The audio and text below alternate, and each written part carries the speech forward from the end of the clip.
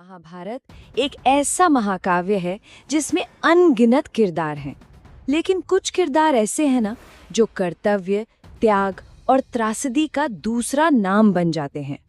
और आज हम एक ऐसे ही शायद सबसे जटिल और सम्मानित किरदार की कहानी में उतरेंगे, भीष्म।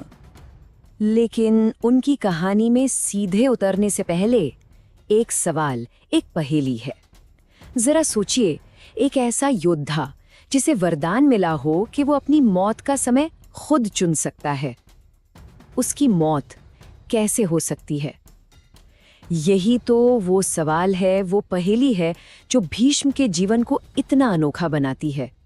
और इसका जवाब हमें मिलता है इस एक तस्वीर में, युद्ध के मैदान में तीरों की सेज पर लेटे हुए और फिर भी जिंदा, अपनी ही मर्जी से मौत का इंतजार करते हुए। ये सिर्फ एक तस्वीर नहीं है, ये उनके पूरे जीवन का निचोड़ है, कर्तव्य और पीड़ा के धागों से बुनी हुई ये कहानी। तो उनके इस हैरान कर देने वाले अंत को समझने के लिए हमें कहानी की बिल्कुल शुरुआत में जाना होगा।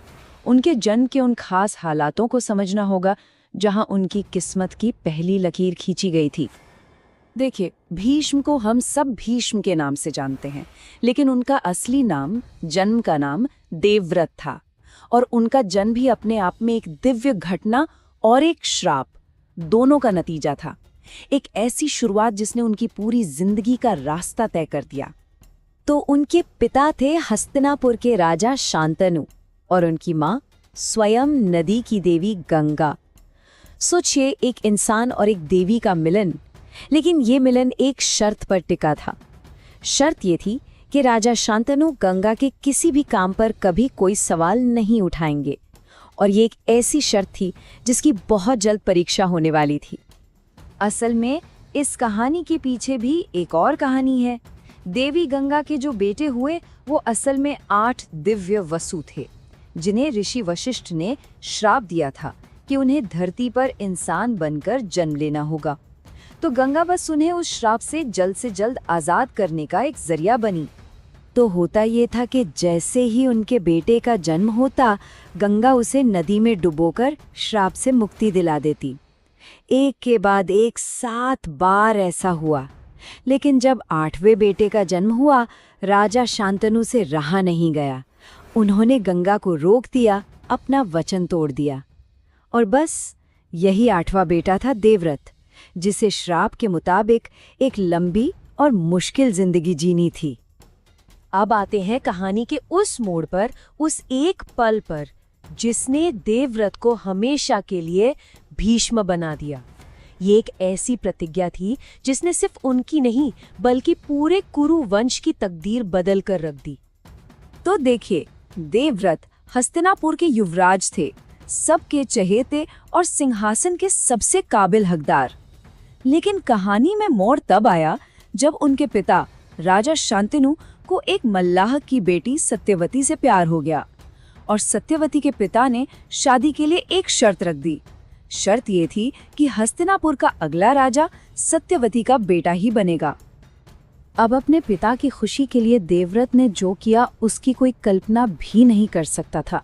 उन्होंने सिर्फ सिंहासन नहीं छोड़ा, नहीं, उन्होंने ये भी पक्का करने के लिए कि भविष्य में उनके बच्चे भी कभी सिंहासन पर दावा ना कर सकें, जिंदगी भर ब्रह्मचारी रहने की, शादी न करने की कसम खा ली।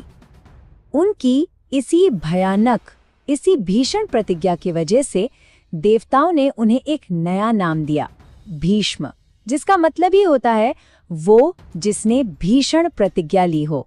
और बस इसी नाम से वो इतिहास में हमेशा के लिए अमर हो गए। उनके इतने बड़े त्याग को देखकर उनके पिता शांतनु ने उन्हें इच्छा मृत्यु का वरदान दिया। मतलब भीष्म की मौत तभी हो सकती थी जब वो खुद चाहें। और यही वो वरदान है जो कहानी के अंत में उस बाणों की शैया पर इतना जरूरी साबित होता है। तो इस प्रतिज्ञा के बाद भीष्म की जिंदगी का एक नया अध्याय शुरू हुआ। अब वो हस्तिनापुर के सिंहासन के संरक्षक थे, उसके गार्जियन। वो खुद कभी राजा नहीं बन सकते थे, लेकिन सिंहासन को संभालने की सारी जिम्मेदारी हमेशा उनके कंधों पर रही। और आप देखिए, पीढ़ियां गुजर गईं, राजा आए और चले गए। उनके पिता शांतनु, फिर उनके सौतेले भाई चित्रांगद और विचित्रवीर्य, फिर भतीजे पांडु और धृतराष्ट्र।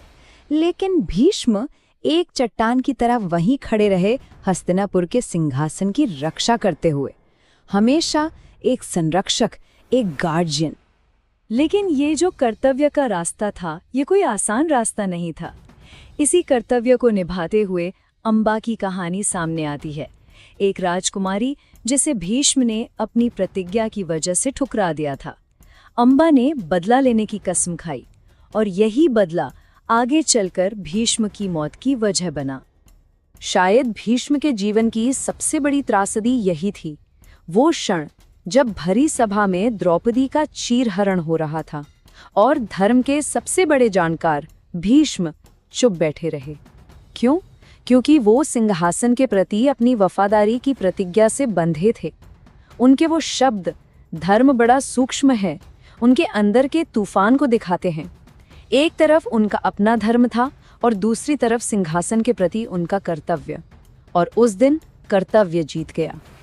और अब कहानी हमें वापस वहीं ले आती है, कुरुक्षेत्र के मैदान में, उस पल में जब उस योद्धा का पतन हुआ जिसे कोई हरा नहीं सकता था, जिसे अजेय माना जाता था।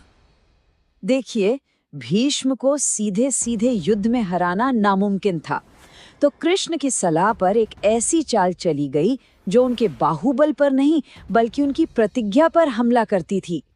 पांडवों ने शिखंडी को अपनी ढाल बनाकर आगे कर दिया, वही शिखंडी जो पिछले जन्म में अंबा थी।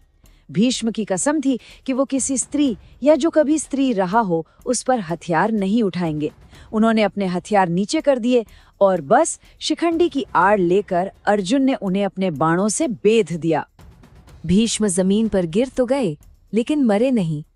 इच्छा मृत्यु का वरदान था ना। उनका शरीर तीरों की सेज पर टिका हुआ था।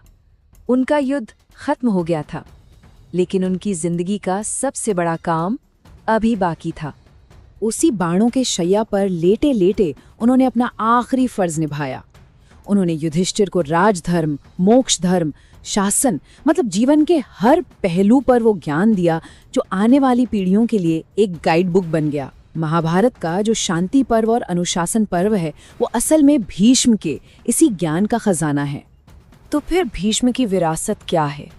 अगर एक लाइन में कहें तो वो एक ऐसे इंसान की विरासत है जिसने हमेशा अपनी इच्छाओं से ऊपर अपने कर्तव्य को जगह दी। यही उनके जीवन का सार है, कर्तव्य के लिए सब कुछ छोड़ देना, आत्मसंयम, वफादारी और धर्म का गहरा ज्ञान। इन्हीं गुणों की वजह से उन्हें पितामह कहा गया, यानी सबका पितामह। और आखिर में जब स्वयं भगवान कृष्ण ने कहा कि योद्धाओं में भीष्म सबसे महान हैं, तो इससे बड़ा सम्मान और क्या हो सकता था। ये एक मोहर थी कि इतिहास में उनका दर्जा हमेशा सबसे ऊपर रहेगा। लेकिन भीष्म की कहानी अपने पीछे एक बहुत बड़ा सवाल छोड़ जाती है, एक ऐसा सवाल जो आज भी उतना ही जरूरी है। क्या कर्तव्य का पालन आंख बंद करके करना हमेशा सही होता है, तब भी जब वो अन्याय का साथ दे रहा हो? यही वो सवाल है जो भीष्म की विरासत को सिर्फ महान नहीं बल्कि बहुत जटिल भी बनाता है।